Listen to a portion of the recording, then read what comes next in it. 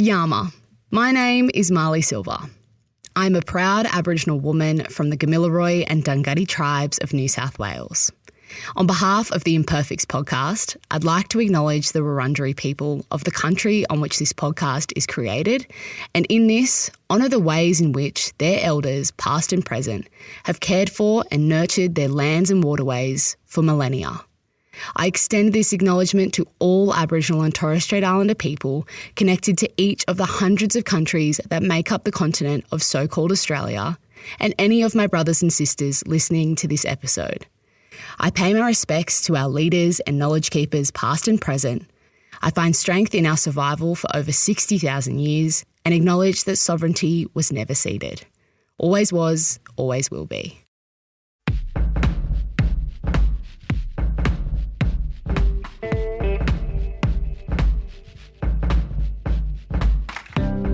We're all imperfect, and on this podcast, I'll be chatting with a variety of interesting people who are willing to make themselves vulnerable by sharing their own struggles and imperfections. Then we'll discuss the invaluable takeaways we can all apply to our own imperfect lives. I'm Hugh Van Kylenberg from the Resilience Project. And I'm Ryan Shelton from my mum. And I'm Josh from Hugh's mum. And this is the Imperfects. Who's feeling imperfect? I thought I'd try a new opening line. It's good. Who's feeling imperfect? It's like if we ever like turn the show into like a primetime television show, the announcer will say, "Who's feeling imperfect?" And then we'll all run out waving to the audience. Yeah, I don't mind it. Are you thinking of opening every show with that now, or that was just a one-off? See how it goes. Well, based on the response I got, I think I'll rest it for a while and just think of something else. But I did enjoy thinking about the Imperfects as like a shiny floor following the block on Channel 9 show. I think that would be a funny. To me, it sounded more like the running out and waving, and it sounded more like a 90s Oprah-style daytime television show.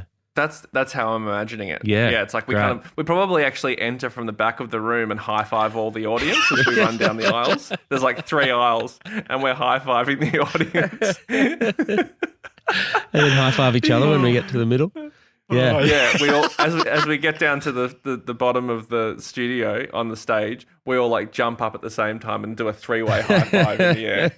And we probably dance for about 5 or 10 seconds as the music fades down. Absolutely. Which wouldn't be cringy or awkward at all. No, it'd be really cool. Yeah. Just picture the Microsoft guys when they launch Microsoft. It'd be a lot like that. Yeah. Okay, so different type of episode today. We don't have a guest. We had to do some rescheduling and rearranging because there's a bit of sickness going around the team. Well, one of us. Well, yes, Josh is sick. So what we thought we'd do instead, what Hugh thought. Actually, Hugh, you explain it because this was your idea again. Well, we did have a really big guest lined up, and on the morning that we were going to interview him, Nazim Hussain, Josh was quite sick, and his manager. Did you say Nazim or Nazim? I said Naz. Naz. Yes, Naz. We will have Naz on. We will reschedule, but yes. His when we ran it by his manager, that one of us was sick. But we could still maybe do it. She said, "Don't even think about it. Don't get him sick." So that was off the table. that was off the cards very quickly. So yeah. So we have decided to do a little. Well, I thought one of my favourite episodes we did last season was when we just had a bit of a check-in with how we were going, and I talked about something that I was kind of working my way through at the time. And I remember doing the episode thinking, I hope this isn't self-indulgent. I don't know if this will relate to anyone else, but I was pretty blown away by the amount of people that reached out to say, yep. I mean, it was basically during the lockdowns, and I was just admitting how much I was struggling with it, like most people were. But I think people enjoyed hearing the resilience guy saying I wasn't coping. I think people enjoyed that. And so I just thought maybe let's do another one of those with just something else that I'm sort of thinking about a lot at the moment, and I thought it might be very relatable. But also, before we did it, we haven't since you've gone away, Ryan, our episodes were pre-recorded from a little earlier in the year, so we haven't really been able to update people with the news of our lives, which I thought we could maybe do. Yeah. Because a lot has happened. A lot has happened for the three of us in the last couple of months, which you could probably talk about. Yeah. Yeah. Well, I'm not sure anyone really wants to hear about my last couple of months. I mean, I've been away, so yeah, it's really. I mean, we should almost put a trigger warning on me talking about being in Italy and Greece and stuff. So I won't go into detail because honestly, I'm fully aware that no one needs that blasted into their ears at the moment during Australian winter. But yes, I've been away and it's been fine. Well, I've enjoyed our Zoom chats where I can see where you try and hide the view from behind you, but then inevitably we see it and it's just extraordinary. But I think maybe what we could do is share our news maybe in order of what had happened. So I'll go first, if that's okay, Josh. So a lot of you who follow Instagram will probably know this already, but if you don't, those of you who don't have Instagram, well done, first of all, for not having Instagram. I admire you greatly. Penny gave birth to our third child, Patrick, on the 29th. No, that's not true. On the 30th of June. Penny actually had, for the first time, the first two births, she had were natural births, so no drug intervention whatsoever. But this time she had what's it called? When you get an injection? Epidural, thank you. Yep. Which was a really lovely experience to welcome Patrick into the world that way. And yes, so Patrick. Amazing. Yeah. Congratulations. And then was it 23 hours later, Josh? Yeah, it'd have to be pretty close. I think it's definitely under 24. It's then Soph, I think, probably went into labour about the same at the time you guys were giving birth. And then we had our second child, August, was born, August Hugh Van Cuylenberg is the middle name. Really? Yep. Not Ryan. Okay. I should also add that my wife's brother is also called Hugh. So I was actually tempted to call August Hughes Van Cuylenberg, but I thought that might be a bit weird. That's beautiful. That's lovely. So August was born on the 1st of July, about 20 hours after Patrick. Births, as he said, it's a pretty full-on thing. It was pretty amazing. We actually ended up in the same hotel. Like, they send you off to a hotel after the birth. We ended up in the same hotel, like one level off from each other. So mum and dad were literally coming to the hospital to visit both babies, just going up and down the lifts. Yeah, it was amazing. Yeah, it was incredible. Couldn't have done it better. And actually, it's continued a tradition because your second and my first are only a few days apart as well. So, yeah, it's a bit weird. Yeah, but that is weird. Yeah. Joint birthdays. Potentially, yeah. A story I haven't told you guys, which I don't want to commit to some joint birthdays. Maybe, definitely. We'll definitely talk about it when the time comes. I don't want to, maybe. Kind of like having my own party, to be honest. Really quick to shoot that down. Wow. I'd literally just thought of a funny thing that had happened and I'd moved on to that in my head, so I didn't know how to wind up that comment, so I just said potentially. Instead of, great idea. On that, mate. I was just going to tell you very quickly just a story that something made me laugh a lot the other day. Penny's best friend, Jack, came over to visit and to meet Patrick. And as I tend to do when things are quite hectic around the house, I just become obsessed with cleaning up downstairs, the downstairs area of like the kitchen and especially the kitchen area. I just like it to be really clean when I get up the next morning when things are quite stressful. And Jack and Penny were chatting really close to where I was. I was actually cleaning up the kitchen as they were talking, and I wasn't really listening to them. I was kind of eavesdropping a little bit, but not much. And as I'm cleaning, Jack said to Penny, they're talking about the birth clearly, and Jack said to Penny, "How's everything downstairs, Penny?" And I only half heard that, and I turned around and I went, "Oh, it is a mess. I'm so sorry. It is an absolute mess."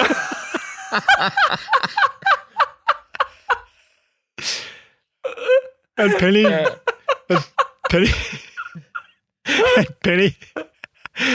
like swung around, looked at me the most like hurt look of just like, well, what do you I think she said like, what do you expect? Yeah. And I said, no, Jack, Do not go down there. It is a bomb site. Yeah, but give me a couple of hours. It's all going to be fine.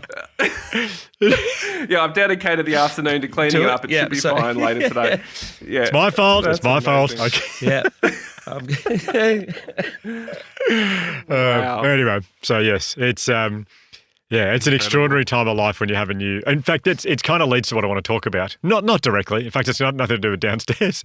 But it is. I wanted to when we said we'd have this chat, and I thought I've definitely got something to share.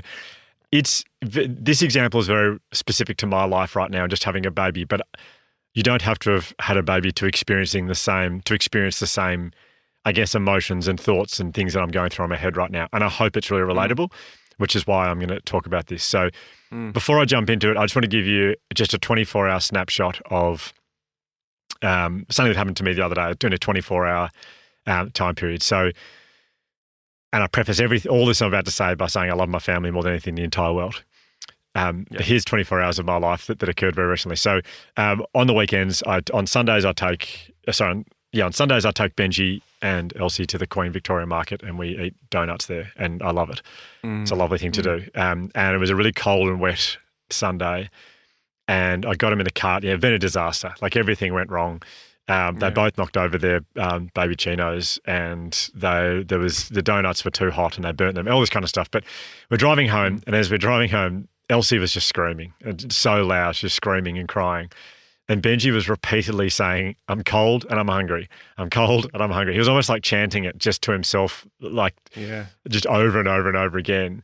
And I was playing really loud on the speakers. I was playing Rockabye Your Bear, which is a Wiggles song, because Elsie loves it, but it just wasn't really working. She was trying to scream above the noise of it. And I was sitting at the lights with this screaming and chanting and Wiggles going on really loud. And a couple pulled up next to me at the lights. They would have been probably in their 20s, I don't know, maybe mid to late 20s. And I could hear their music. It wasn't obscenely loud, but I could hear it nonetheless. They were playing, I think it's Oh Brother by the Black Keys. It's a really great song. I love the Black Keys. And the guy was like, he wasn't driving, but the guy was reclining in his seat a bit, and he sort of had his feet up on the dashboard, and he was just smiling to himself, kind of looking into nowhere. And I was watching, and I just felt this insane jealousy of listening to the music you want to listen to, just being with your partner in the car, and they didn't look like in a rush. There was no stress, and I just found myself being this real big pang of jealousy, just jealousing of that stage of their life. That night, I got on Instagram, and please feel free to jump in whenever you want. But I am going somewhere with this, I promise. That night I got onto Instagram and I saw one of my best mates who was in the Hayman Islands with his 2 kids, and he was posting photos. He'd posted some photos from Hayman Island and having a great time on the beach. And I found myself thinking, I wish we could do that as a family, but we got a newborn. Like we can't even, well, I'll rephrase that. Penny can't even leave the house to go and get a coffee at the moment. She's so homebound, and it's just such an intense time it feels like a lockdown, really. And I just had this feeling of like, I just wish we were at a stage of our life where we could actually go somewhere, but we can't. The next morning I went to the AS track, and I'd done a trainer sprinting session, and there was a guy there who I see all the time. He's a sprinter. He's a lovely guy. And at the end of both our respective training sessions, I was chatting to him, and I said to him, what's on for the rest of today? And he said, I don't know. He said, I might just watch the footy, head into the footy for a bit, and then see if a couple of my mates are keen for a beer. I don't really know. He's probably in his early 20s. He said, then I might see if my mates are keen for a beer. If not, I'll find someone who's out doing something. I don't know. And I just found myself being very jealous of the stage of your life where you can just go, I don't know what's on. Maybe go to the footy. So so this is my last thing for that 24-hour period, but Penny for my birthday bought me this really fancy alarm clock. I don't know if you guys have heard of it, but it's this like, it's like this alarm clock where it wakes you up at the right time that you are meant to be woken up in your sleep cycle. Yeah. And it plays really relaxing music, which starts very quiet and it sort of gets a little bit louder. So it's to wake up in the best possible way. Yeah. Great. And I set it up that night, and I was like, well, I'm going to use it tomorrow morning. This will be great. And I'd set it to go for 6:30, I think. I was like, I want to beat the kids. I don't want to be woken up by the kids. I'll get this to be a good way to start the day, woken up by this fancy alarm clock. But sure enough, 5 o'clock in the morning, I just hear Benji from the room next to me just going, he does it every night now. It sounds like it's in a horror movie. He goes, Daddy. Daddy. It could not be more like it is shocking. God. It's shockingly frightening. It's like an anti-lullaby. Yeah. It is. It Daddy. does. No. It's just a very stressful way. But that was at 5:30. He's been doing that a bit recently. Anyway, that morning that we have a nanny who turns up a few days a week. Her name's Annie. She's fantastic. Annie the nanny. And which always makes me giggle. I've known her name's Annie for a long time now, but it still makes me laugh that she's Annie the nanny. Yep. Anyway, she turned up and I was getting the breakfast ready for the kids and I said, how's your morning? And she said, yeah, great. Just got up and went for a run along the Yarra and then went and had coffee with my friends. And this was like 8 o'clock in the morning. And I thought, oh my gosh, you've already done all that. And she's in a sort of, I think she's 27 years old. And I was thinking, oh, what I wouldn't give to just, I actually turned to Penny and I said, Annie had gone outside with the kids and I said to Penny, what I wouldn't give to just be able to get up, go for a leisurely run, have coffee with friends. Like our life is just the opposite of that. And I sat down on the couch and Penny handed me her phone and she said, you need to read this. And it was an article that someone had sent her.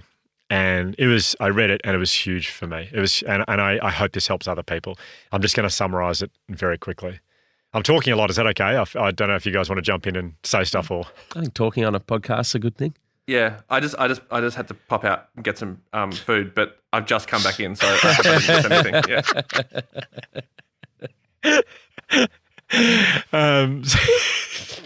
So the heading of the article was.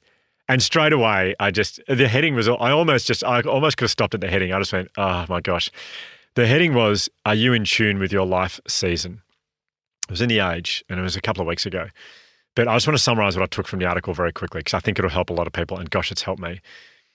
In summary, very briefly, it basically talked about the fact that we are all in different life chapters or seasons. Every one of us is living a different life chapter or life season.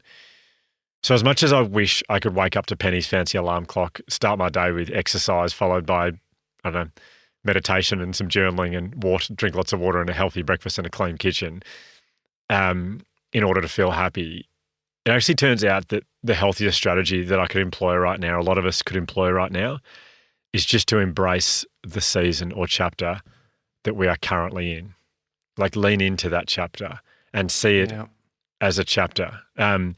In this article, a lady called Lyndall Mitchell's quoted, and from what I can tell, she just works with people a lot on this idea, I think. But she says that so many of us are struggling, and I'm quoting here, but so many of us are struggling against our present life chapter, and it's this struggle that can cause the frustration, stress, and general unhappiness.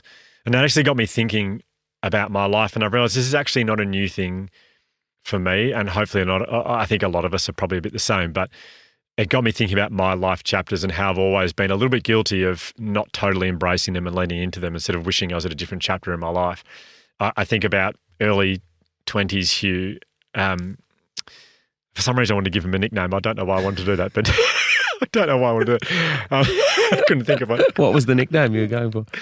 I was going to say uni man or uni guy, but I don't. That's just terrible. It's not even. Yeah, uni guy. That's good. Uni guy. I had very long peroxide hair, blonde hair. If people need a visual on that, I don't know if they do. Nope. And because I was receding ferociously, it was like a lot of it was brushed forward and I'd wear a cap a lot of the time and then just pull heaps out the side and the back so people would just go, I'm guessing that guy's got lots of hair under there. Yeah, classic trick. Yeah. Actually, once I was at a nightclub and I was talking to a girl and her friend ran over. I was wearing a cap with blonde hair spewing out from all sides of my cap. And her friend ran past and like ripped my hat off and goes, I knew it, and like pointed at my hairline. Oh, I know. That is brutal. So I'm still not over it, to be honest. I'm still not over it. But anyway. Anyway, what was I saying? That's right. So Hugh in his early 20s, I had so much free time. In fact, I looked back at, I at one point in my 20s, I had 7 contact hours a week at uni. And I actually arranged my schedule so I could sleep until 11 every morning of the week. At that time, I was playing cricket with a group of guys who are a fair bit older than me.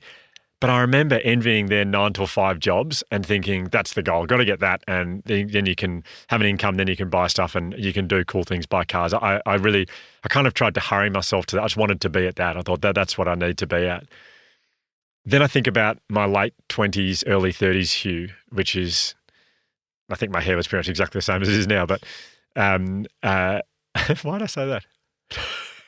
I think there's a hair theme. There's a hair theme that if you get an update on, hairs are consistent. Go for it. Yeah. Well, okay. So late 20s and early 30s, I think about that version of myself, that chapter of myself. I was living in a townhouse in Fitzroy with 2 of my best mates, Jazz Party and Huddy Pants.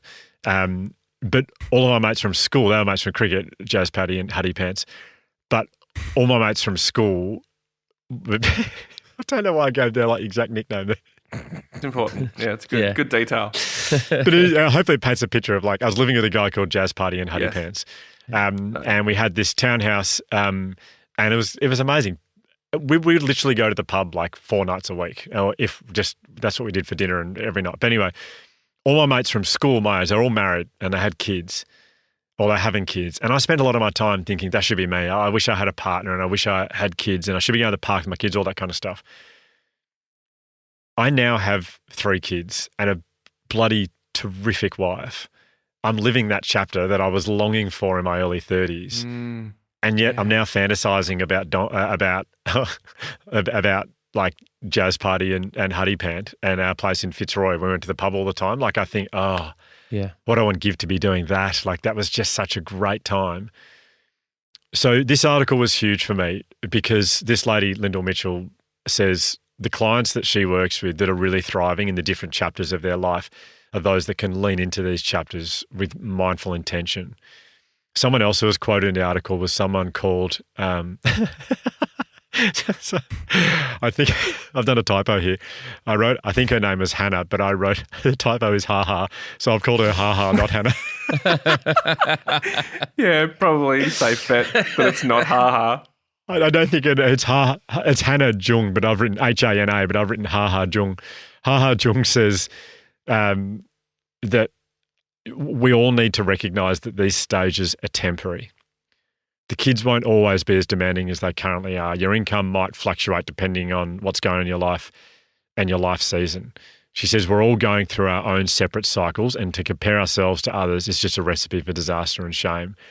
She also says, which I love, she said, sometimes you almost have to break up with the old version of yourself so that you're mentally and emotionally able to catch up with what's happening around you in that present moment. And you kind of need to trust that each season brings with it its own lessons, its own gifts and its own challenges. It's not better or worse. It's just different.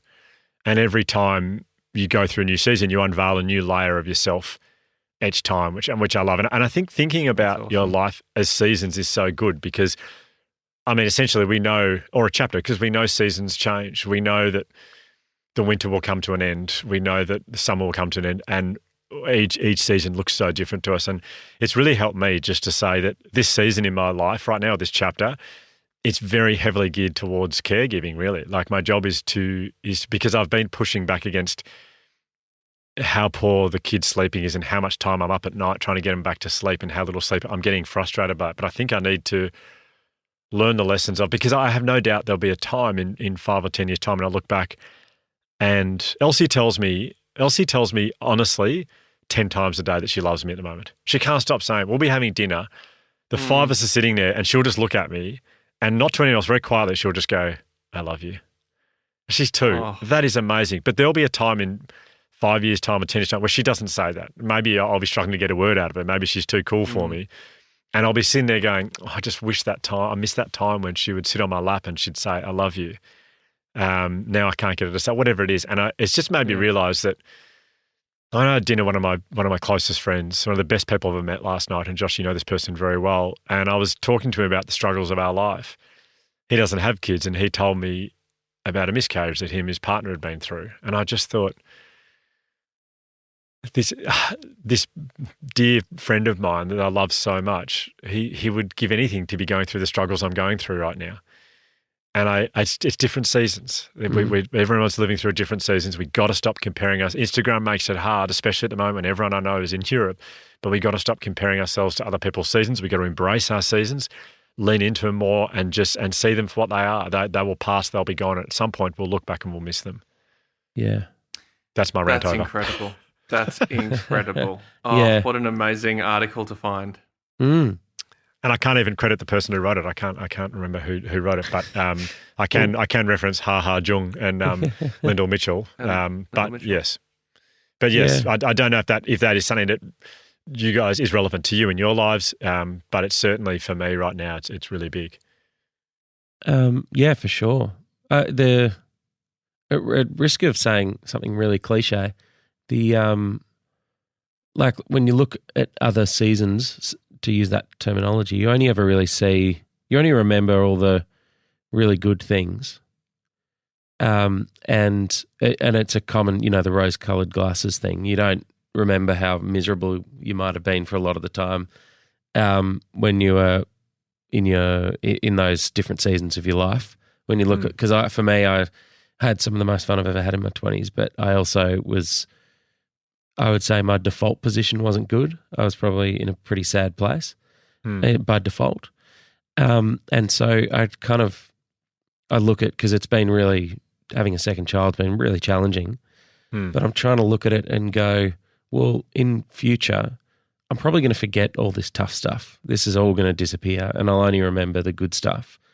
So why don't I spend a bit more time reminding myself that at the time? It's not going to make the tough stuff any less tough. But if I can really notice the good things and take in the good right now, maybe it'll help me appreciate this season a little bit more. Totally.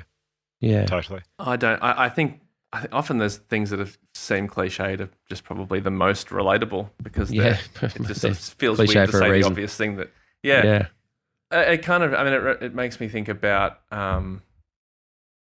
again, he's making a regular appearance in this podcast, Eckhart Tolle.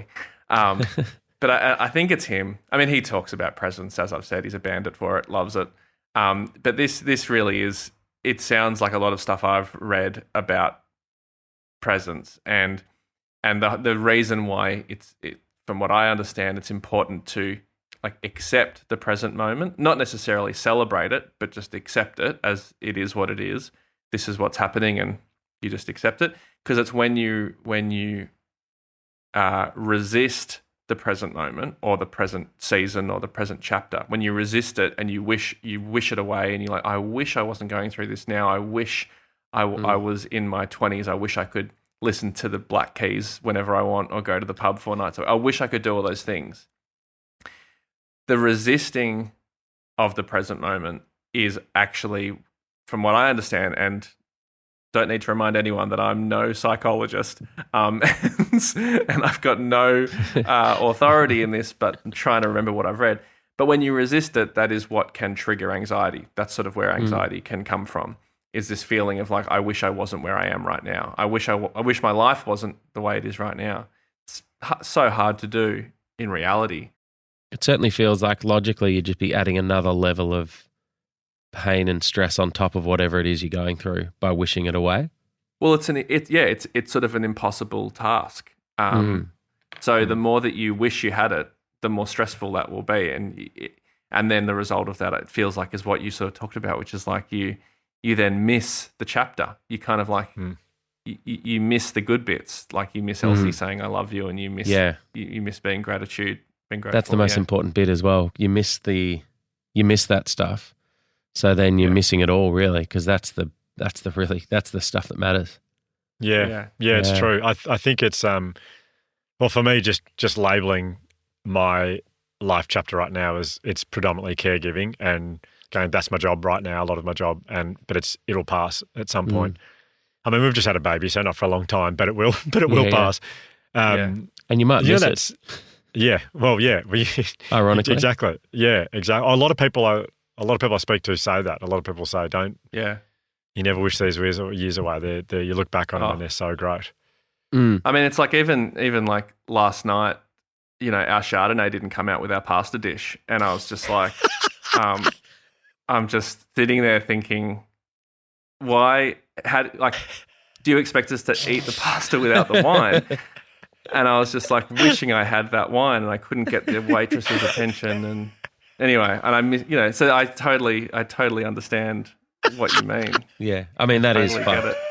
It's horrible. It was I'm horrible, sorry, mate. Josh. I'm sorry. Yeah. I'm sorry. Yeah. But you know that from adversity comes growth. I'm sure you'll grow Yeah. from that. I don't know. It's Yeah, well, it's let's awful hope. though. That is awful.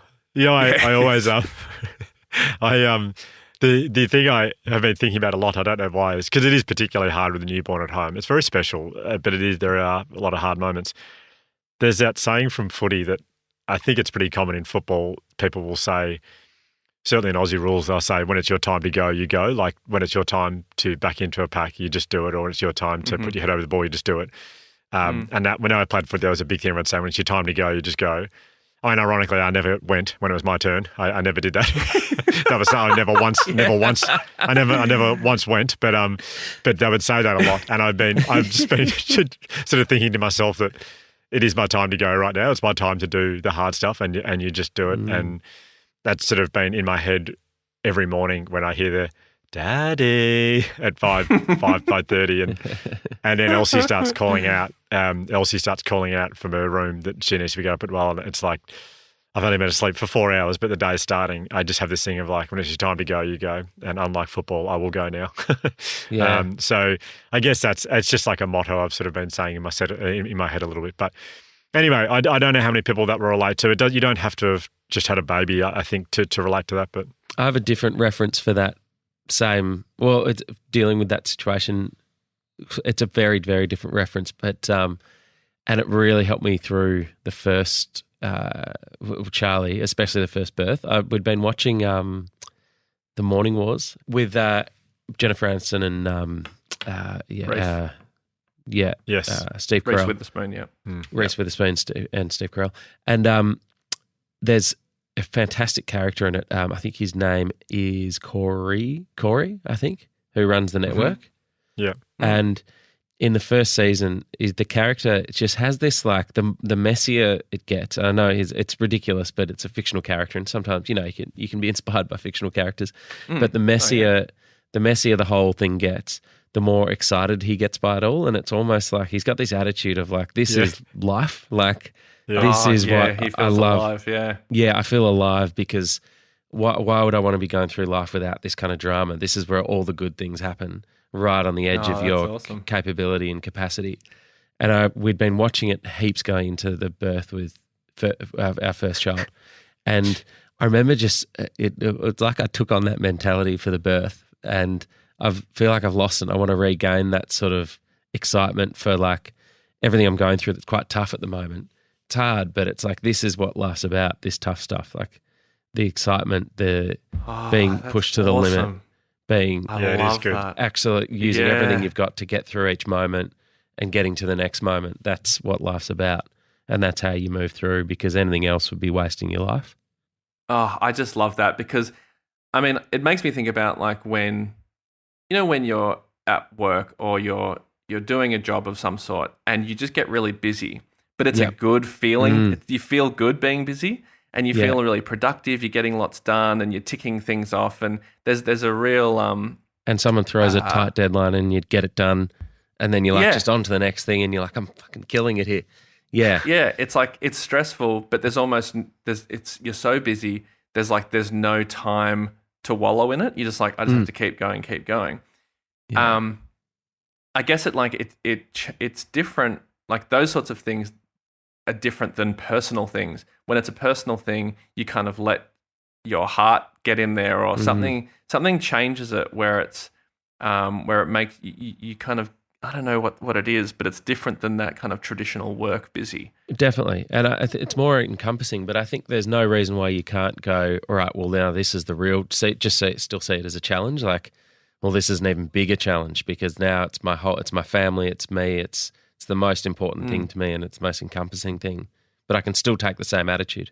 Yeah. And I imagine, like, whether it's, having kids or, Chardonnay, it's like you feel like the stakes are high. You feel like the stakes are higher than like the normal things that you have to do. And when it's something that is so personal to you, like to not joke for a second, but I'm away, but I'm like working as well. I'm writing this show, this TV show thing that you guys know about, and like that's a personal thing for me. Yes, of course, it's not a child, and it's the stakes are way lower than that. But I guess comparatively to me, the stakes are high, and so it's such a personal thing, and it has been a really challenging thing where it's like, enjoy the holiday. So try and enjoy these incredible places that I'm so lucky to be able to see. Like, I'm going to these like beautiful places. And it's really hard to enjoy it because I keep thinking I should be working. Or then when I'm like, in the hotel room and I'm like working for 6 hours while Jam's out enjoying these beautiful things, then I start thinking like, well, what a waste. What a waste. You're not out enjoying your life. Instead, you're doing this. And no matter what part of my life I'm in, it feels like I'm always thinking about the thing that I'm missing out on.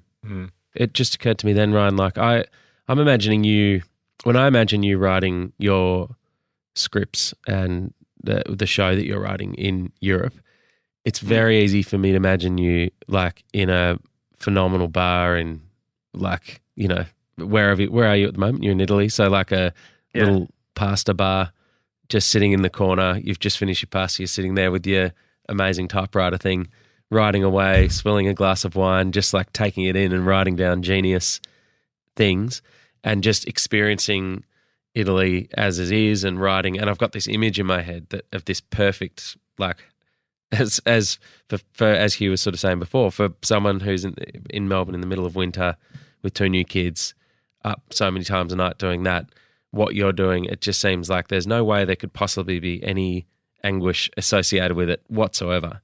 But it's a really good reminder, which is basically this whole podcast is about, is that it's never as, what other people are going through and what they're doing is never as easy and good as it looks. And you've only ever got your own experience and reality in front of you. So like, we've all just got to make a bloody best go at what we're doing, at your own thing. Do your best job at what you're doing. Yeah. And to just, to properly answer that, it's like, it is like, there are days where it's really good like that. Like I have had awesome days. And like, if I had have told myself 5 years ago that I'd be in Europe writing a show, that may not go anywhere, but like developing this TV show that I'm developing, like what a dream. What a dream. Yeah. And I am so lucky. The reality though, and I feel like, and I'll only go into this because I feel like it is important to talk about the flip side. Exactly like what you just did, and to see, even though I'm not sharing any of it on, no one's seeing my life. I'm not like showing only the good bits or anything. But since you brought it up and since we're talking about it, I think it is important to say that the really, really tough thing and the challenging thing that's happening right now for me is, and again, really don't mean to compare this to the challenges that you guys are going through or that anyone else is going through, and I'm highly aware of the privilege of all this. But the really challenging thing at the moment is, for the last like 2 years, I made these videos on the 11th every month, and I during lockdown, during the pandemic. And the result of that, so on one hand, that was great for me. I loved it. But the cost of it was, a big cost was the quality of my relationship with Jam. And that really suffered. She was so supportive the whole time. Like, she helped me with so many of them. But the cost of it is that my head was always in like the next thing that I'm going to make. And it was, at times really, really hard because she could not be more supportive and she could not be more happy for me. And I was doing the thing that I really wanted to do and she was so happy for me. But what I was really, really bad at was balancing my time, being present with her when I'm with her. I was, she played second fiddle to my work for 2 years. and it was relentless, and she was patient. And so then when we could travel again, I was like, okay, well, when we can travel, I'm going to figure it out. And, you guys were so gracious in, allowing us to pre-record a bunch of our Imperfects episodes so I could go on this trip for 3 months. And that was always the plan. And so that was sort of the light at the end of this weird privileged tunnel, which was our Jam and I's relationship. And so now that we're on this trip and we're doing it, this opportunity came up just before the trip. So now I'm on this trip, which was supposed to be like the two of us sort of like coming back together in a way that we could be fully, well, not both of us, that I could be fully present with her and prioritize the thing that I love more than anything, which is my relationship with Jam. And then also the thing that I know for sure is that makes me the happiest. I love making things. I love making videos, but there's so much ego in that. And there's so much, need for my lifelong need for this validation that I need for people to think that I'm brilliant at what I do. And so I put so much energy and thought into that Jam doesn't get the attention that she deserves. And so now I'm on this like dream holiday, which, I joke about the pastas and Chardonnay and everything like that, but it's insane. Like I'm lucky enough to be in this situation with her. We're going to these amazing places, and I can't be fully present because of this work that I keep doing. And it's like it's so, like, literally just before we recorded this, just before, like, we had a meeting before this. In between, I haven't told you guys, but in between the meeting that we had before this and recording this, Jam and I had it was a really, really challenging discussion that we had. And it's just very, very hard at the moment between us because I have these deadlines and this like work that I can't not do. And from 2 points of view, I can't not do it because it's like I've signed a contract and I'm doing this work with this company, and it's like it's a commitment that I've made, a professional commitment. But on the other hand, I can't not do it as well because it's like I don't want to like miss out on this amazing opportunity. So that's me putting myself first, and the cost of that. I remember someone I read somewhere, someone once told me, you can have anything you want. You can have anything you want in life. You just have to be prepared to pay the price. So there's nothing stopping you from doing whatever, but there's a cost. There's a cost to everything. And right now, the cost of me working on this thing while I'm traveling is a great relationship.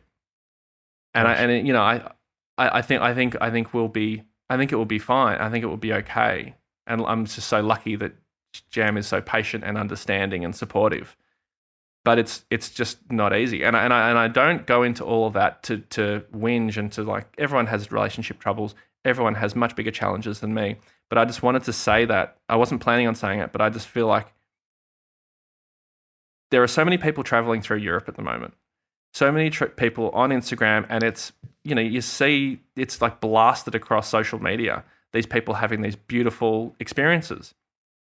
But in my experience, I just thought it was important to say that it's like, it's not perfect. It's like, it seems like it is. And maybe it's much better than the situation that someone else is in. It's like, it's a better situation. But just because I'm over here doesn't mean I'm like having like a grand old time every day. I mean, it is grand. It's grand. Yeah. It's great. But it's like, you can't escape. You can't escape it. You can go to the other side of the world. You can go to like these beautiful lakes. You can go to the most amazing beaches and hotels and things like that, best restaurants. but those anxieties and those issues and whatever it might be, it's hard to escape them even when you're on a beautiful yacht somewhere. Yeah. Like they're still there. Yeah. Amazing. Well, And not anyway, amazing. Thanks for sharing. I'm not bro. saying amazing, and that's an amazing situation, but an amazing, sharing. Share. Just, gosh, Yeah. amazing share. It's, yeah. I mean, I think Josh and I are two of your closest friends, and I had no idea that was something that you were working through at the moment. No idea. And we talk all the time. Well, to be honest, it's like I know how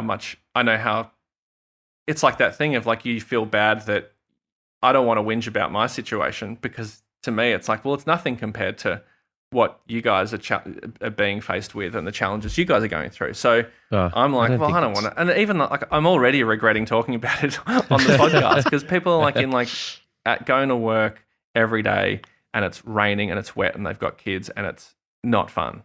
I'm fully aware of that. And I think the point you make is it's a very good point, well made. And I don't think comparing people's struggles there's any point in that at all. No, it's just come back to what we were talking about before about just not comparing your chapters to anyone else's. But well, Jam's amazing. Jam of Josh and I know Jam, obviously she's bloody awesome. Yeah. So you should go right now and we should stop hang out with her recording. right now. I feel it's going because this is you working, and I feel like you need to go and hang out with her right now. No, I definitely do. But yeah, it's a strange thing, isn't it? Like it's about life balance and accepting all that stuff, accepting the present moment, accepting the chapter you're in. It is so hard. It's so hard to do. We're all going through stuff. I think that's the best summary. We're all going through stuff, and we have to remember that. Exactly. Yeah. Exactly. The article is written by Kimberly Gillen, by the way. Are you in tune with your life season? If everyone wants to Google that and have a read, it was in The Age and about a week ago, I think it was. So a wonderful article and very helpful to me. Hugh, you can put it in the show notes. I'm sure you'll be able to figure that out. Oh, the showies? Yeah. Yep, I'll stick them in the showies. Yeah, throw that in the showies, mate. That'd be great. I still don't know where to find them when I'm listening to podcasts, but I do believe there are things everyone talks about them. Yeah, no, they're definitely there. They're definitely there. Well, you write them. Yep. So I believe.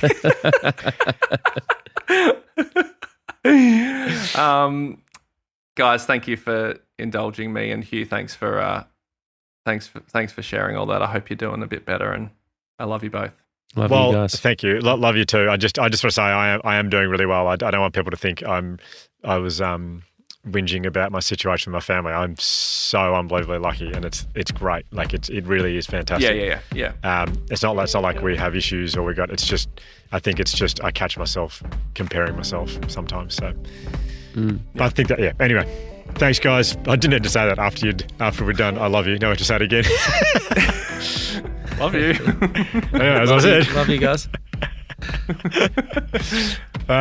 We'll see you soon. Ciao, Bye. Bellas.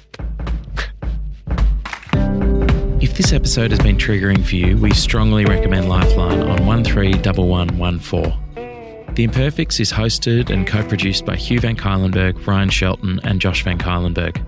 This episode was produced by Bridget Northeast, edited by Andy Hall, filmed by Andy Poole and social mediaed by George Martin.